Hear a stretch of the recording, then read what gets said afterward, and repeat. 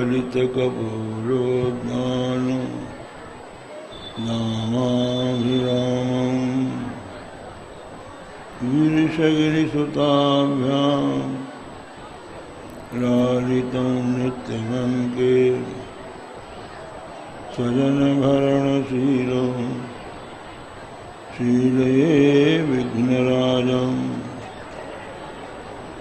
योऽन्तःप्रविश्य मम वाचमिमां प्रसक्तां सञ्जीवयत्यखिलशक्तिधरस्वधाम्ना अन्यासहस्रचरणश्रवणत्वगादि प्राणान्नमो भगवते पुरुषाय तुभ्यं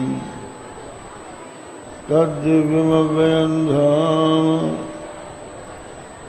सारस्वतमुपास्महे यत्प्रसादात् प्रलीयन्ते मोहान्वतमसच्छटा श्रीराम जय राम जय जय राम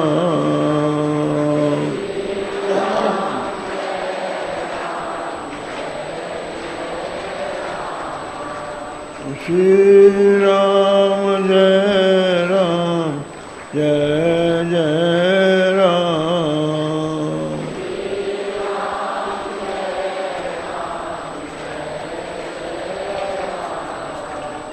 श्री राम जय राम जय जय राम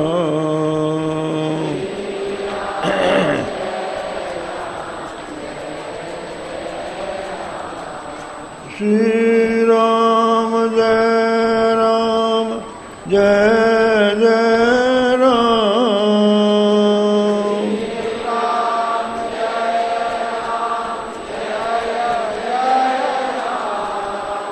श्री राम जय राम जय जय राम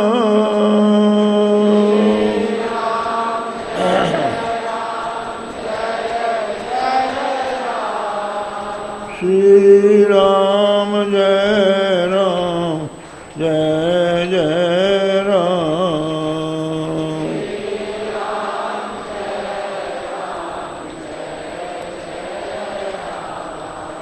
श्री राम जय राम जय जय राम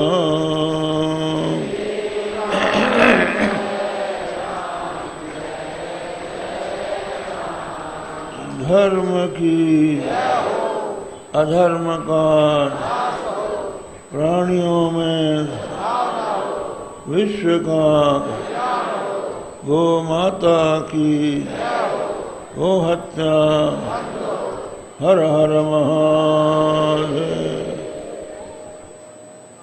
समुपस्थित सज्जनों देवियों, कल पिछले गुरुवार में यह प्रसंग चला था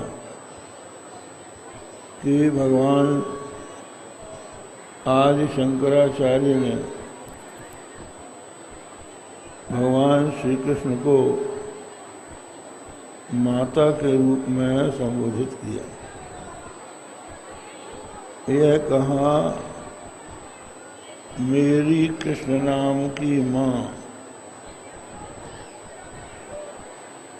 माया हस्तेर पयित्वा भरणकृतिकृते मोहमूलोद्भवं मां मातः कृष्णाभिधाने चिर समय मुदासीन भावं गतासि। इसका अर्थ है, मैं तुम्हारा बेटा हूँ, तुम मेरी माँ हो, किंतु मेरा जन्म ऐसे मुहूर्त में हुआ जिसके कारण माता पिता का अनिष्ट माना जाता है। ये कहा जाता है कि जिस बालक का जन्म अभुक्त मूल नक्षत्र में होता है उसके दर्शन से माता पिता का अनिष्ट होता है। इसलिए ऐसे बालक को माता पिता नहीं देखते, उसको कहीं और भेज देते हैं। यही कहा जाता है कि गोस्वामी तुलसीदास जी का अभुक्त मूल नक्षत्र में जन्म हुआ था। उनकी माता उनको जन्म देते ही मर गई और पिता ने किसी और को, या मरते मरते माता ने किसी और के हाथ सौंप दिया। तो भगवान आदि शंकराचार्य बोले, मेरी कृष्ण नाम की माँ, मैं भी बुरे नक्षत्र में जन्मा हूँ। वो बुरा नक्षत्र कौन है? मोह मूलोद्भवम माम, मोह रूपी मूल में मेरा जन्म हुआ। इसका अर्थ ये हुआ कि वास्तव में जीव और ब्रह्म में कोई भेद नहीं है, लेकिन अज्ञान के कारण दोनों एक दूसरे से अलग हो गए। मोह के कारण, अज्ञान के कारण ये जीव ईश्वर से विलग हो गया। अज्ञान क्या है? अपने आप को भूल जाना। खुद भूल गया। कैसे भूल गया? जैसे तोता और बंदर भूल जाते हैं। कैसे बन गया?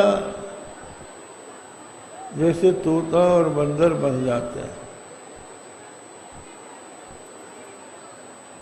मोह के कारण। मोह क्या है? कुछ लोग मजे रहते हैं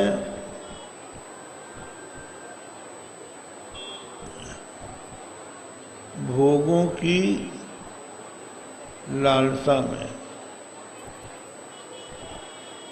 कि हमको आगे सुख मिलेगा। सुख अभी नहीं है, आगे चल के मिल जाएगा। इसलिए संसार में बंधे रहते।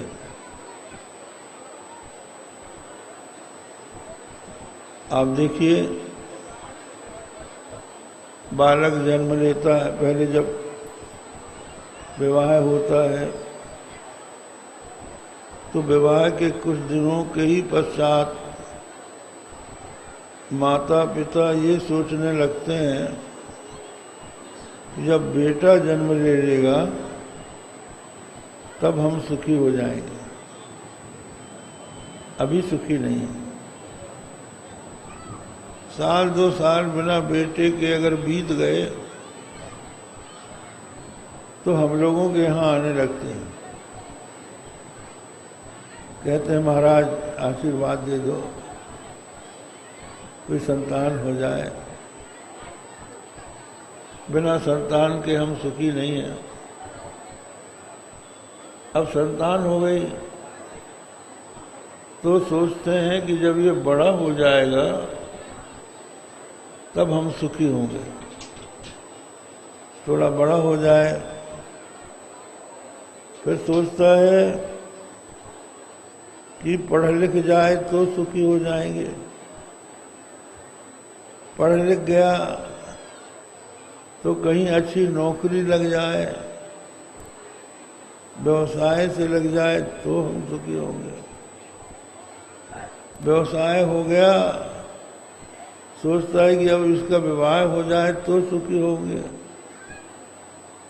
अब विवाह हो गया तो सोचते हैं कि इसके बच्चे हो जाएं तो सुखी होंगे। फिर उसके बच्चे बड़े होंगे तब सुखी होंगे, फिर उसके बाद पोता पैदा हो जाए तो सुखी होंगे, पोते की बहू देख लेंगे तो सुखी होंगे। आगे ही आगे सुख बढ़ता जाता है, वर्तमान में सुख का पता नहीं लगता। तो इसी आशा में बना हुआ है, आगे मिलेगा। और कुछ लोग ऐसे हैं जो मिल गया है उसी में बन जाते हैं, उसकी आसक्ति उनसे छोड़ी नहीं जाती। थोड़ा बहुत जो मिल गया है, सुख का लेश, बस सोचते हैं कि ये भी हाथ से न निकल जाए। बड़ा मुश्किल है। एक महात्मा बता रहे थे कि उनके यहाँ एक व्यक्ति आया, सत्संग में आया, तो बड़ा समझदार पढ़ा लिखा था, पर उसके माथे में बाल नहीं थे, घाव के निशान थे, कई जगह चोट के निशान लगे थे। तो महात्मा जी ने पूछ लिया कि भाई तुम्हारे माथे में चोट के निशान कैसे हैं? तो वो रोने लगा, कुछ नहीं बताया। तो उसके जो मित्र हैं उन्होंने बताया कि ये घर के बहुत सुखी हैं, पैसे वाले हैं, 4 बेटे हैं, 4 बहुएं हैं, बहुएं पढ़ी लिखी हैं, कोई कोई तेज स्वभाव की हैं। ये कुछ बोल देते हैं तो वो इनके बेलने से ठुकाई करती, इनकी खोपड़ी में बेलन मारती। ये उसी के घाव है। तो महात्मा जी को दया आ गई। उन्होंने कहा भाई ऐसा है कि हमारे सब जगह आश्रम है, वृंदावन में है, हरिद्वार में है, ऋषिकेश में है, काशी में है, चलो आराम से रखेंगे, मेला लेने की कोई डर नहीं रहेगा। कह रहे हैं महाराज अब तो हम आप ही के साथ चलेंगे। तो महात्मा जी जब वहाँ से जाने लगे तो उन्होंने उससे पूछा कि क्यों भाई तुम्हारी टिकट करवा लें? तो वो नीची आंख करके रह गया। अरे भाई क्या बात है, क्या विचार है? बोले महाराज एक काशी नरेश थे, उनके कोई संतान नहीं थी, उन्होंने बड़े अनुष्ठान कराए लेकिन कोई नहीं हुई, तो दूसरे का लड़का लेना पड़ा। बड़े भाई ठीक है, इससे क्या मतलब तुम्हारा? बोले मैं सोचता हूं कि अगर मेरे कोई ना होता तो मारता कौन, इसलिए पिट पिट के यहाँ बने रहना चाहता हूं, जो अपने ही तो हैं। एक माता हमारे पास आई, कहने लगी महाराज बेटा बहू बहुत सताते हैं। हम कहा तुम्हारे ही तो बेटे हैं, बड़े प्रेम से पैदा किया है, अब भोगो। तो कहने का मतलब ये है कि लोग थोड़े बहुत सुख के लोभ से पड़े रहते हैं। कहते हैं कोई एक राहगीर था, चला जा रहा था, रास्ते में जंगल पड़ा, जंगल में डाकू मिल गए, डाकुओं ने उसको लूट लिया, जान बचा के भागा, रास्ता छोड़ के जंगल में भटक गया। भटकते भटकते जानवरों से बचते हुए आगे बढ़ा तो रात हो गई। एक सूखे कुएं में फिसल गया। हाथ में एक लता की जड़ आ गई। उस जड़ को पकड़ के वो लटक गया। सवेरा हुआ, सूर्योदय में उसने देखा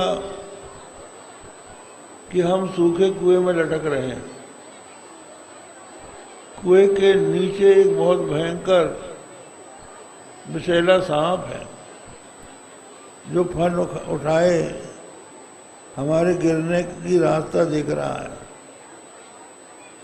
और ऊपर जिस डाल को हम पकड़े हैं उसकी डाल को 2 चूहे काट रहे हैं। एक चूहा सफेद है, एक काला है। पर उसने एक देखा कि ऊपर एक मधु का छत्ता था, उसमें से मधु टपक रही थी। तो उसने अपनी जीभ आगे बढ़ाई, टप से एक बूंद मिली। तो उसने सोचा कि अगली बूंद और ले लूं तब अपना निकलूं। फिर एक टप बूंद गिरी। इतने में वो बेल कट गई, जड़ कट गई और ये कुएं में गिर के मर गया। तो कहने का मतलब ये है कि ये मौत के कुएं में जीव पड़ा है।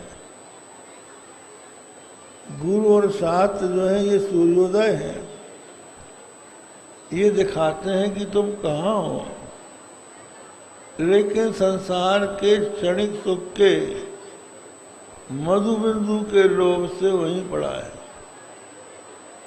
उसको छोड़ता नहीं। इसके कारण इसको आत्मविचार का, सत्संग का मौका नहीं मिलता। प्राप्ति परिहार में ही लगा रहता है, ये मिल जाए और ये न मिले। जिससे हमको सुख मिलता है वो तो हमको मिले, और जिससे दुख होता है वो हमसे दूर हो जाए। प्राप्ति परिहार के चक्कर में सब लोग लगे हैं। तो इसके कारण परमात्मा की भक्ति का, परमात्मा के स्वरूप के अनुसंधान का, विचार का मौका नहीं मिलता। इसीलिए ये बेचारा पड़ा हुआ है। गोस्वामी तुलसीदास जी ने मानस में बताया, ईश्वर अंश जीव अविनाशी, चेतन अमर सहज सुख राशि। ये जीव क्या है? ईश्वर अंश जीव अविनाशी, चेतन अमर सहज सुख राशि। यह ईश्वर का अंश है और अविनाशी है। अविनाशी है इसका अर्थ है सत है। जो तीनों काल में एक रस रहे वही अविनाशी कहलाता है। तो तीनों काल में एक रस रहने वाले को ही सत कहते हैं। तो भगवान भी सत है, भगवान सच्चिदानंद है, सच्चित आनंद। इन 3 शब्दों को मिला लो तो सच्चिदानंद हो जाता है। तो भगवान भी सत है और जीव भी सत है। और चेतन, भगवान भी चित है और ये भी चेतन है। और भगवान आनंद है तो जीव भी सहज सुख राशि, सहज ही सुख की राशि। ईश्वर अंश जीव अविनाशी, चेतन अमल सहज सुख राशि। सहज सुख राशि कैसे पता लगा? एक तो सुख आपको मिलता है संसार के भोगों से, अच्छा देखने से, अच्छा सुनने से, अच्छा खाने से, अच्छा सूंघने से और अच्छा छूने से। तो उसके लिए आपको अच्छी चीज की तलाश करनी पड़ती है और इंद्रियों को ठीक रखना पड़ता है, मन को भी ठीक रखना पड़ता है, तब उसका सुख मिलेगा। लेकिन अगर आप चैन की नींद में सो रहे हों, गाढ़ निद्रा में आप चले जाएं, तो आपको आनंद का अनुभव होता है। वो आनंद किसी विषय का नहीं है, वो सहज सुख है। तो ये जीव भी सहज सुख राशि है। ईश्वर अंश जीव अविनाशी, चेतन अमल सहज सुख राशि। तो दोनों में फर्क क्या है? अंतर दोनों में क्या है? कि सो माया बस भयउ गुसाई, बंधु कीर मरकट की नाई। ये जो जीव है ये माया के वश में हो गया। बंधु कीर मरकट की नाई। तोते को पकड़ने के लिए बहेलिए बांस की पोंगली को रस्सी में पोंकर जंगल जाते हैं और खूंटी से उस रस्सी को बांध देते हैं। 2 खूंटी बांध दी, बीच में रस्सी बंध गई, तो और नीचे कुछ खाने पीने की चीज जिसको तोते पसंद करते हैं उसको बिखरा देते हैं। तो उसको खाने के लिए तोता बांस की पोंगरी में बैठ जाता है। पोंगरी को नलिनी कहते हैं। तो उसके बैठते ही वो पोंगरी जो है वो बैलेंस बिगड़ने के कारण उलट जाती है। तो अपने पंजे से वो पोंगरी को पकड़ लेता है और लटक जाता है। और खाने की चीज 2 अंगुल दूर रहती है, उसकी चोंच वहां तक नहीं पहुंचती और चंगुल छोड़ता नहीं। पड़े हैं बने कीर मरकट की नाई।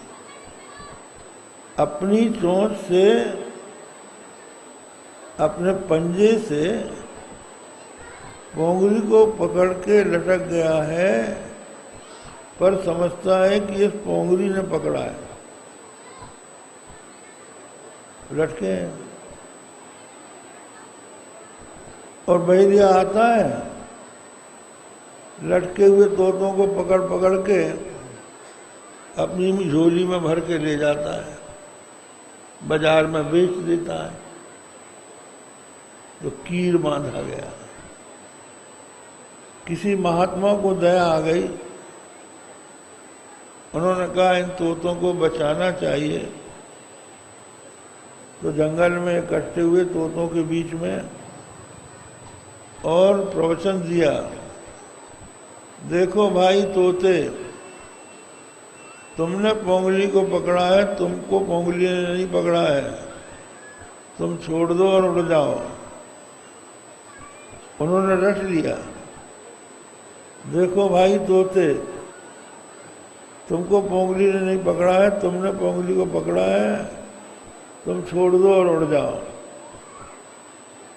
तो महात्मा जी ने सोचा कि अब कोई तोता बंधेगा नहीं, सबको हमने जागृत कर दिया। किंतु जब उन्होंने फिर जंगल में जाके देखा कि फिर वो लटके हुए हैं पोंगरी में और वही लट रहे हैं, लटके लटकाए। देखो भाई तोते, तुमने पोंगरी को पकड़ा है, पोंगरी ने तुमको नहीं पकड़ा है, तुम छोड़ दो, रुड़ जाओ, और पकड़े हुए हैं। तो ये होता है, लोग सत्संग में जाके भी सत्संग की बात दूसरों को सुनाते हैं, रट लेते हैं, लेकिन छोड़ते नहीं, उसी में फंसे रहते हैं। और फंसे क्यों रहते हैं? अरब्ध विषय हैं, इनको विषय प्राप्त नहीं हुआ है, सुख की प्राप्ति की आशा में लटके हुए हैं। तो सूरदास ने कहा, अपुन पो आपुन ही बिसर्यो, सूरदास नलिनी को सुबटा, कहू कोने पकड़ो, अपुन पो आपुन ही बिसर्यो। तोता तो जो बन जाता है, बंदर कैसे बनता है? बंदर को पकड़ने के लिए सुराही, छोटे मुंह का घड़ा, उसमें लड्डू भर दिए जाते हैं, तो बंदर खेत में गाड़ दिया जाता है उनको अच्छी तरह, जिसमें खींचने से निकले नहीं। अब बंदर जाता है और झांक के देखता है इसके भीतर क्या है, और झट अपना हाथ डाल देता है। हाथ डाल के उसको अपनी मुट्ठी में पकड़ लेता है, और मुट्ठी बांध के जब खींचता है तो मुट्ठी हो जाती है मोटी, और सुराही का मुंह है सकरा, तो हाथ निकलता नहीं। बार बार झटका देता है, हाथ नहीं निकलता। अगर मुट्ठी से लड्डू छोड़ दे तो हाथ निकल आए, लेकिन वो समझता है कि घड़े ने पकड़ लिया, और वो माना जाता है। तो ये लब्ध विषय है, जो थोड़ा बहुत, जैसे वो शहद की बूंद मिल गई थी ना, उसके वजह से फंसा हुआ था। तो ये है माया। सो माया बस भयो गुसाई, बंधु कील मरकट की नाई। माया क्या है? माया के शब्द को उल्टो, या मां, जो विचार करने से न मिले उसका नाम माया। लोगों से जब हम लोग पूछते हैं, क्यों भाई कुछ भजन करते हो, बैठ के कभी सत्संग भी करते हो? महाराज हम तो माया में पड़े हुए हैं, हमसे क्या हो सकता है? माया में तुम पड़े हो कि माया ने तुमको पड़ा हुआ है? खुद ही तो पड़े हो। और कहते हैं माया ने हमको पकड़ा है, वैसे ही जैसे तोता है। तो ये जो माया है, ये हमको 84 लाख योनियों में भ्रमाती है।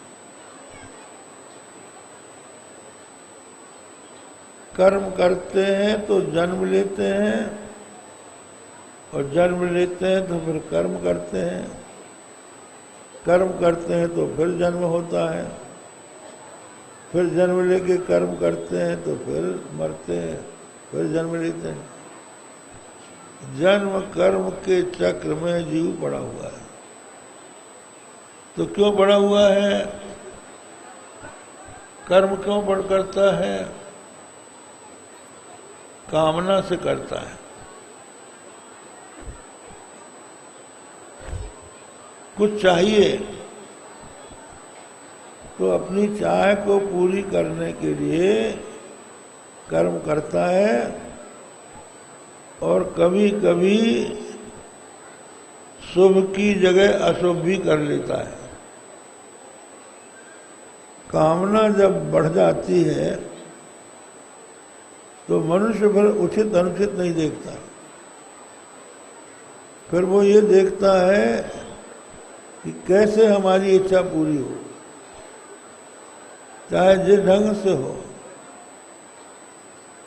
आपके मन में यदि लोभ उत्पन्न हो जाए तो आप ये नहीं देखेंगे कि हमको धन कैसे मिले, चाहे भाई को धोखा देने से मिले, मित्र को धोखा देने से मिले, चोरी करने से मिले, रिश्वत लेने से मिले, जिस प्रकार से भी आपको धन मिले वो आप करेंगे। ऐसे ही आपके मन में कामना उत्पन्न हो जाए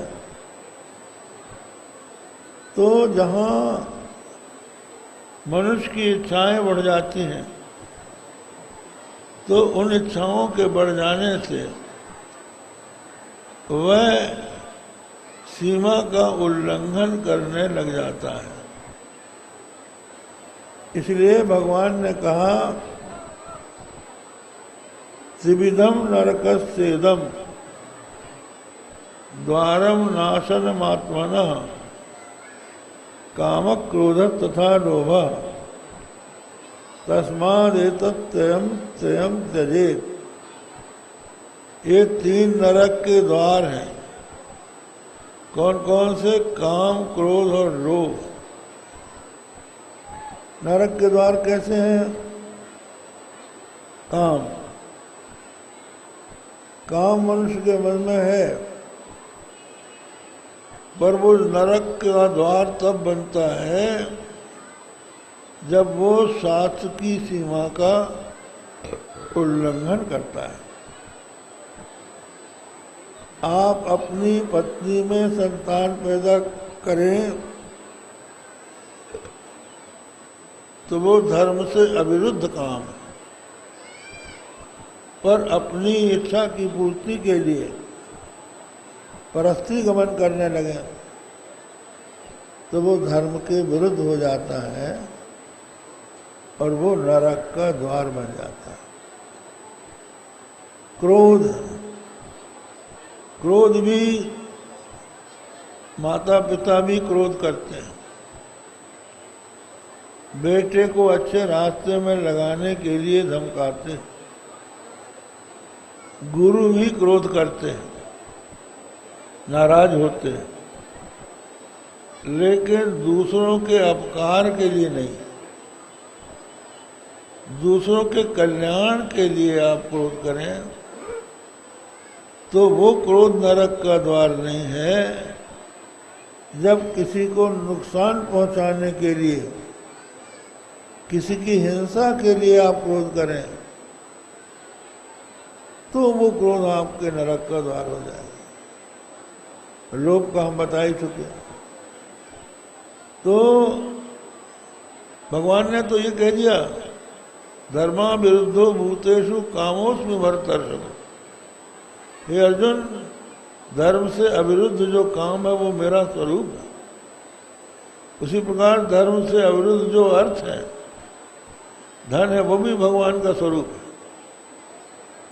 यदि आप न्यायोपार्जित रीति से धन का संग्रह करते हैं तो वो आपके नरक का द्वार नहीं है। हमारे शास्त्रों में तो ये लिखा है कि अनासक्ति होनी चाहिए। आपके पास चाहे अरबों रुपया हो, अगर आपकी उसमें आसक्ति नहीं है तो आपके लिए वो बंधन कारक नहीं है। और आपके पास थोड़ा भी हो और उसमें आपकी आसक्ति हो तो वो आपके लिए बंधन कारक है। इसलिए महात्मा लोग कहते हैं, नाव पानी में तैरती है,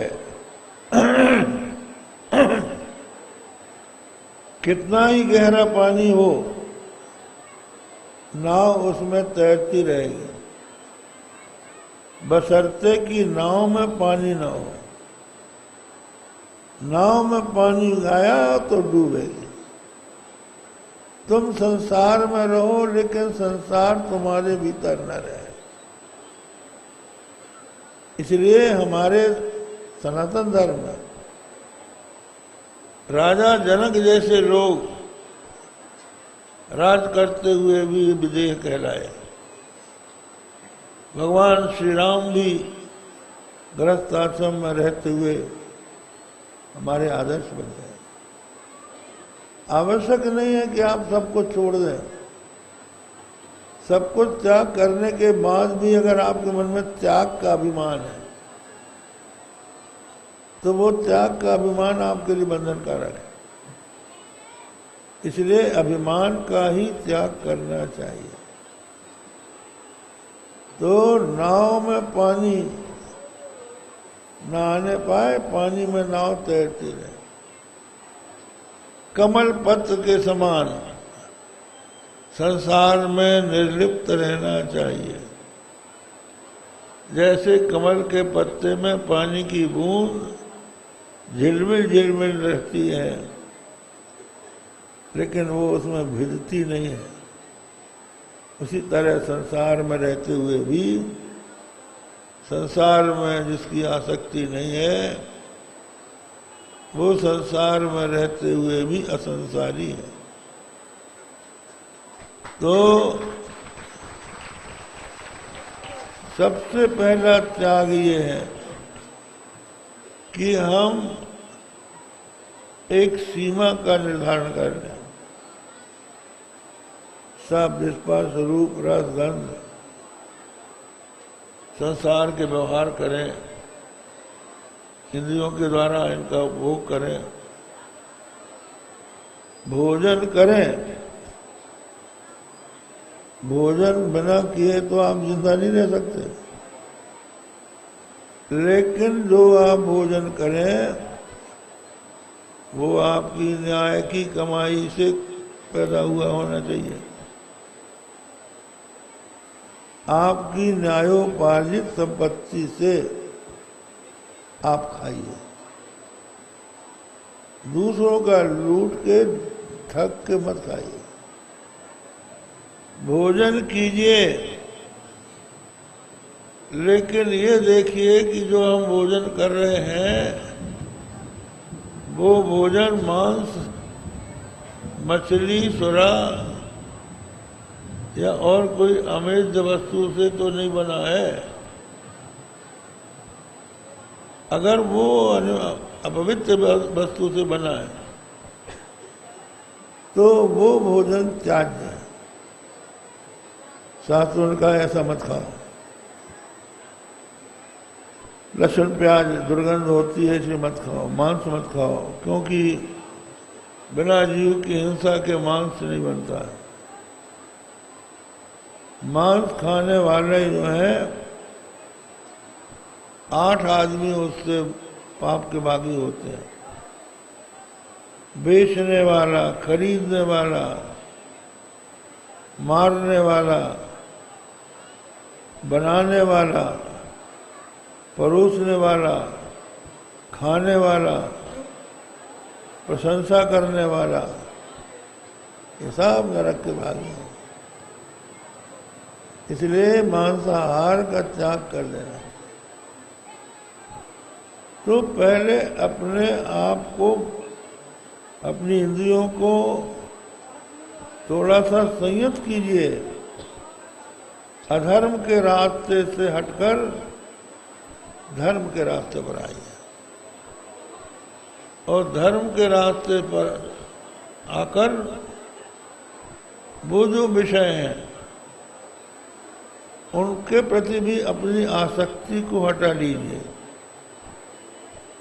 तो वो बंधन कारक नहीं रहेंगे। लेकिन ये माया ऐसी है कि बड़े बड़े जो समझदार होते हैं वो भी चक्कर में पड़ जाते हैं। कहते हैं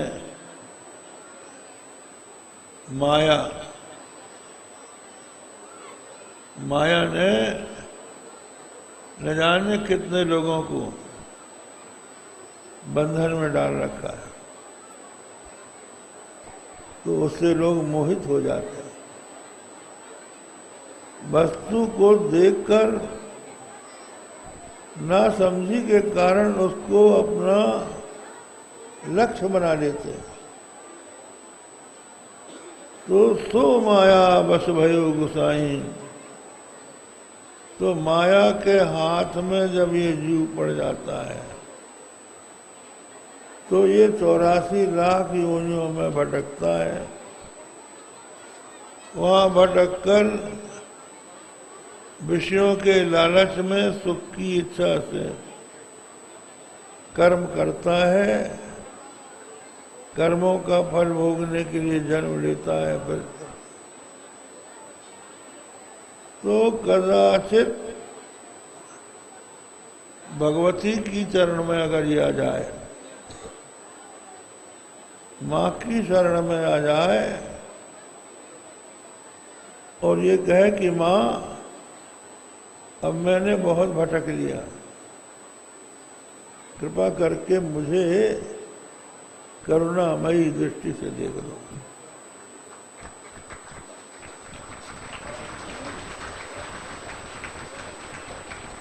सौंदर्य लहरी में भगवान शंकराचार्य कहते हैं, दिशाद्राघीयस्य दरदलित नीलोत्पल रुचा दवीयांसं दीनं स्नपय कृपया मामपि शिवे अनेनायं धन्यो भवति न च ते हानिर्यथा बने वा हर्मे वा समकर निपातो हिमकरा। माँ,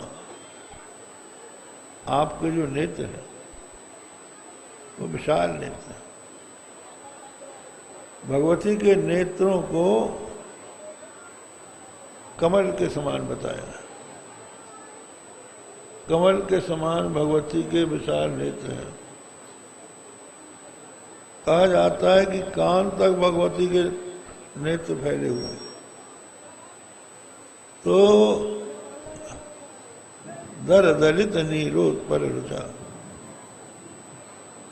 थोड़े से खिले हुए नील कमल के समान आपके नेत्रों से एक बार मेरी तरफ निहार दो, मुझे देख दो।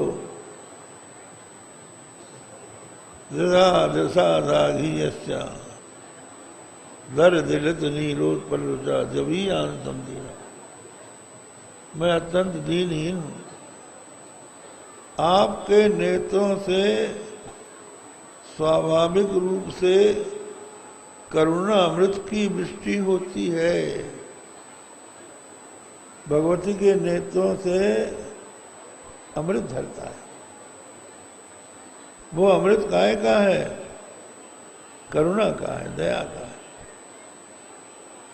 तो वो अमृत अगर आप मेरी ओर देख देंगे तो मैं उससे स्नान कर लूंगा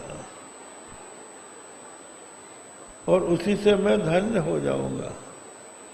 केवल आपकी दृष्टि मात्र से मैं धन्य हो जाऊंगा और आपकी कोई क्षति माता होगी नहीं। आप तो देखती ही हैं, चंद्रमा की ज्योत्सना वन में भी पड़ती है और मकान में भी, महल में भी पड़ती है। तो महल में जगमगा जाता है महल और वन में कोई देखता नहीं,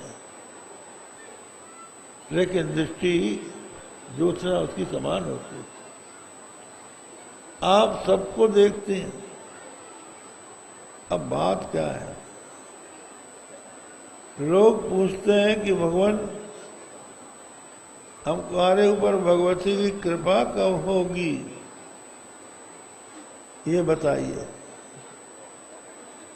हम कहते हैं कृपा तो हो रही है, तुम अपना पात्र तो सीधा करो।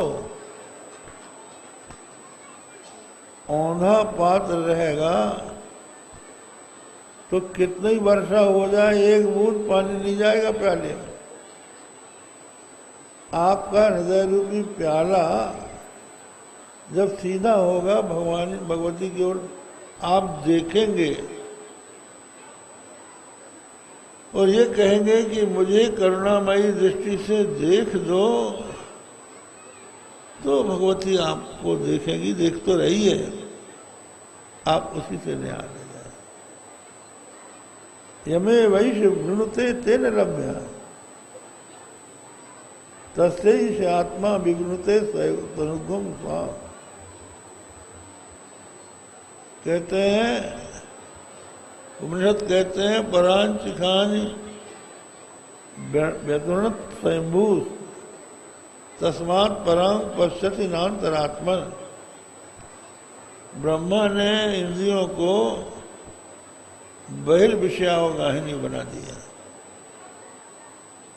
ये बाहर देखती हैं नान्तरात्मानम, भीतर अंतरात्मा को नहीं देखती। आप देखें ना, आप गाड़ी में बैठते हैं, मोटर में बैठते हैं, तो सामने जो लाइट रहती है वो सड़क दिखाती है, लेकिन गाड़ी में कौन बैठता है ये तो पता लगना कैसे लगेगा।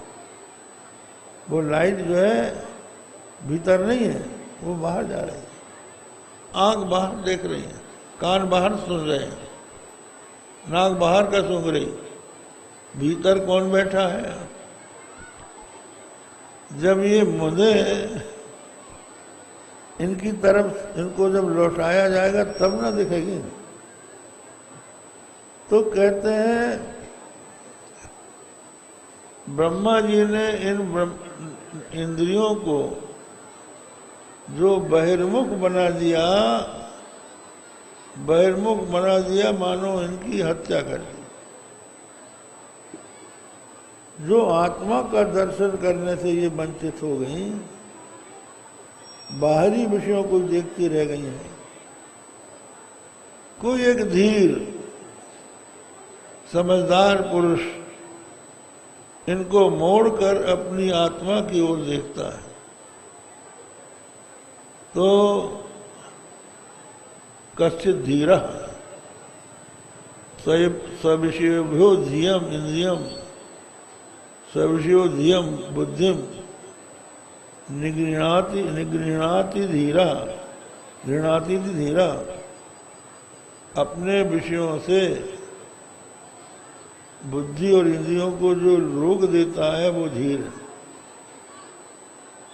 तो वो धीर जब इनको रोक देता है तो भगवान की ओर देखता है। तो भटकते भटकते ये जीव परेशान होकर भगवान की ओर जब देखता है तो भगवान के कृपामृत की वृष्टि होती है। जैसे कोई स्वयंवरा कन्या हो, जिसको वर्ण करती है उसको प्राप्त कर लेती है, उसी प्रकार जो परमात्मा का वर्ण कर लेता है वो परमात्मा को प्राप्त कर लेता है। माता का वर्ण करने वाला माता को प्राप्त हो जाता है।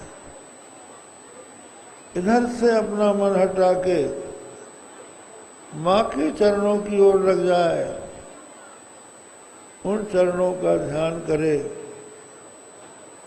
कहते हैं रक्तोत्पला रक्ततर प्रभाभ्याम ध्वजोर्ध्वरेखा कुलिशांकिताभ्याम अशेष बिंदारक वंदिताभ्याम नमो भवानी पद पंकजाभ्याम।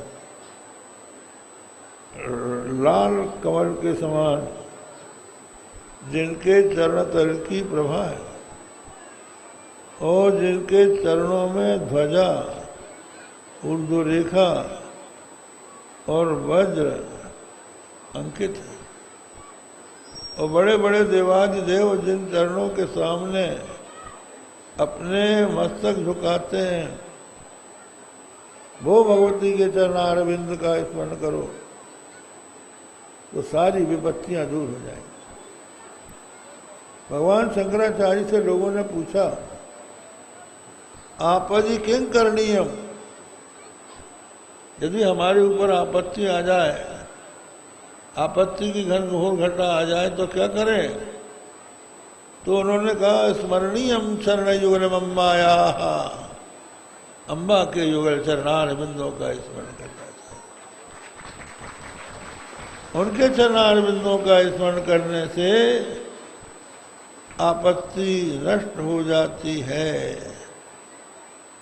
तो भगवान शंकराचार्य ने कहा, मां अब मेरी ओर देखो, मैं बहुत ऊब चुका हूं, थक गया हूं। माया रूपी धाय ने मुझे बहुत भटकाया है। मैं जहां पर ऊषर भूमि थी, उस मृग जल को जल समझकर तुम्हें छोड़कर दौड़ पड़ा था। जहां सुख नहीं है वहां मैं सुख बुद्धि से दौड़ा था। अब मैं आपकी शरण में आया हूं, तो मुझे आप देख दो। अगर आप ये सोचती हो कि तेरा मुख देखने से मेरा अनिष्ट होगा, तू अभुक्त मूल नक्षत्र में जन्मा है, तो वो मूल को आप जानती हो, वो मोह रूपी मूल है। तो मूल को भी तो शांति होती है, मूल भी तो कढ़ाए जाते हैं, कुछ दिनों के बाद मूल कढ़ जाते हैं। तो वही मोह रूपी मूल को निकाल दो और अपनी पवित्र गोद मुझे प्रदान कर। इसलिए मोह मूल का नाश कर दो। ऐसे ही कुछ लोग भगवान को अपना पिता कहते हैं, आप हमारे पिता। भक्त कहता है कि आप मेरे पिता हैं। कैसे पिता हैं? उदासीन है, स्तब्ध है, निर्गुण है, संग रहित है। ऐसे बाप हमको मिल गए। ये भगवान ब्रह्म का स्वरूप है ना, ब्रह्म की संतान है हम लोग। तो ब्रह्म उदासीन है, स्तब्ध है, सतत अगुण है, असंग है, संग रहित है। तो जिसको ऐसा बाप मिले जो अपने बेटों की तरफ से उदासीन हो, स्तब्ध माने कुछ करते ही डरता ना हो, बैठे ही रहता हो, जिसमें कोई गुण ना हो, बेटों के प्रति ममता ना हो, ऐसा बाप का बेटा कहाँ जाए? तो आप मेरे ऐसे बाप हो। तो या तो आप मुझे अपनी गोद में लीजिए, मुझे अपना प्यार दीजिए, और नहीं तो जिस जठर से, जिस पेट से आपने मुझे निकाला है उसी में विलीन कर लो। अर्थात या तो अपनी भक्ति और ज्ञान प्रदान करके मेरे दुखों का निवारण कर दो, या फिर मुझे अपने में विलीन कर लो। ऐसे मेरे बाप, आप मेरे सच्चे बाप हैं। तो भगवान को अपनी माता समझ ले, पिता समझ ले। हम लोगों ने ये देखा है कि भगवान माता के रूप में शास्त्रों की दृष्टि से देखा है, 9 दुर्गा और 10 महाविद्या के रूप में परिणत हो जाते हैं। 9 दुर्गा, प्रथम शैलपुत्री च, द्वितीयम ब्रह्मचारिणी, तृतीयम चंद्रघंटे, 9 दुर्गा बन जाती हैं एक माता। और काली, तारा, षोडशी, भुवनेश्वरी, छिन्नमस्ता, बगला, मातंगी, धूमावती और कमला ये सब आप बन जाते हैं। और दूसरी देखिए, नित्या भगवती बन जाती हैं। आप 64 करोड़ योगिनी बन जाती हैं। 64 करोड़ योगिनी की एक एक अधिष्ठात्री देवता 64 योगिनी बन जाते हैं। अनेक रूप धारण करके जगदम्बा प्राणी की रक्षा करती है। कहीं चले जाओ, सब जगह माता है। कोई भी आपका रक्षक हो, माता हो, पिता हो, बंधु हो, पति हो, पुत्र हो, जब आप उसके सामने रहेंगे, वो आपको देखेगा तभी आपकी रक्षा कर सकता है। और वो भी यदि कोई बहुत भयंकर आपत्ति आ जाए तो वो भी बेचारा कुछ नहीं कर सकता। लेकिन जगदम्बा सब जगह है। जहां कोई नहीं है वहां भी वही है। कल्पना कीजिए, आप घोर जंगल में हैं। घोर जंगल में आपके सामने सिंह आ गया। अब कौन बचाने वाला है? वहां तो भगवती ही बचा सकती है। तो जो लोग जगदम्बा की आराधना करते हैं, जब संबंध जोड़ लेता है मनुष्य, तभी उसका अधिकार पुकारने का बनता है। जिसका संबंध ही नहीं है तो आप क्यों पुकारेंगे? आपको विश्वास ही नहीं होगा। तो जब मनुष्य भगवान की, जगदम्बा की आराधना करता है, तब उसको पुकारता है। और जब उनकी आराधना करता है, तभी उसके मन में ये जिज्ञासा उत्पन्न होती है कि भगवान क्या है और हम कौन हैं, हमारा उनका संबंध क्या है। और ये जिज्ञासा भी भगवान की भक्ति से ही पूरी होती है। भगवान गुरु के रूप में आते हैं। अर्जुन भगवान के सम्मुख अपने आप को मूढ़ और मोहग्रस्त बनकर गया, शिष्य बना, तो भगवान ने गीता का उपदेश दिया और ये बताया कि ज्ञान के समान कोई वस्तु पवित्र नहीं है। वो ज्ञान तुमको तत्वदर्शी ज्ञानी से मिलेगा।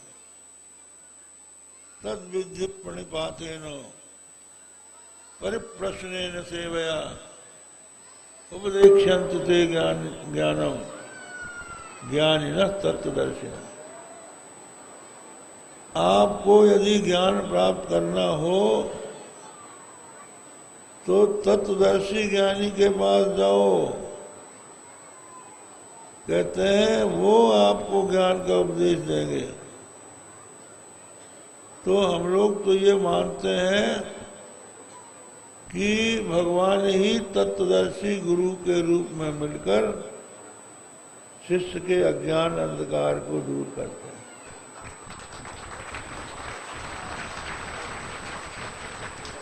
इसलिए जो जिज्ञासु है, गुरु की शरण में जाकर तत्व जिज्ञासा करता है, वह भी भगवान के 4 भक्तों में से एक है। आर्तो जिज्ञासु अर्थात। तो अब इसका विवरण फिर आगे आप सुनेंगे। आज प्रवचन का यही विराम करते हैं। श्री राम जय जय राम।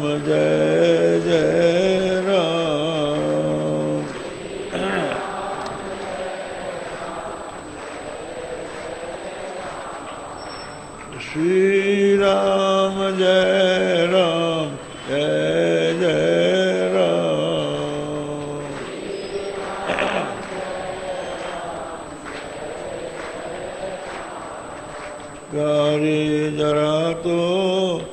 मन में विचारो,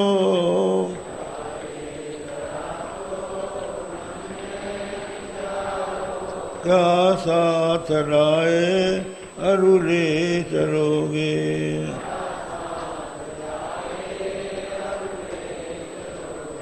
जाता सदा साथ यही पुकारो,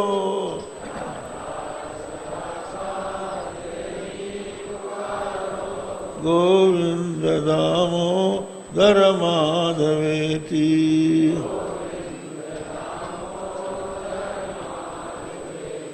गोविंद दामोदर माधवेति।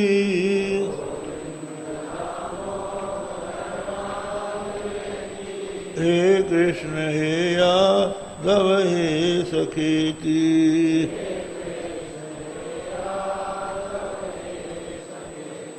श्री कृष्ण गोविंद हरे मुरारे,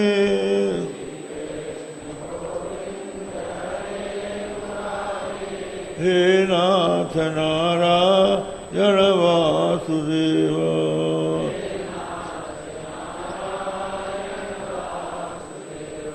श्री कृष्ण गोविंद हरे मुरारे,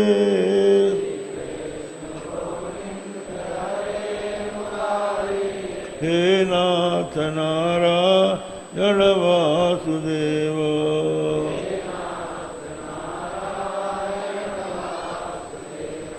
धर्म की अधर्म का प्राणियों में विश्व का गो माता की गो हत्या।